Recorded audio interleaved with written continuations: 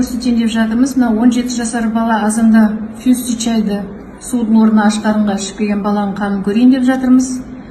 Мынау саусағынан қан алдым. Қазір темнопольный микроскоп деген аппаратпен көріп, көрсетіп береміз сіздерге. Қандай болып тұратын экранға.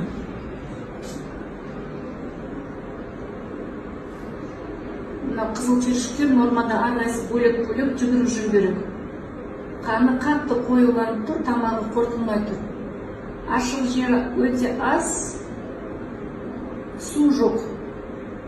Бұл жігіттің жасы 17-де, фастфуд жақсы көреді.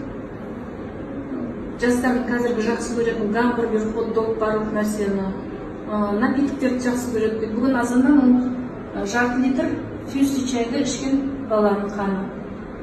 Қазір мен ол жігітке су берейін, жарты сағаттан кейін повторно қан көрейін.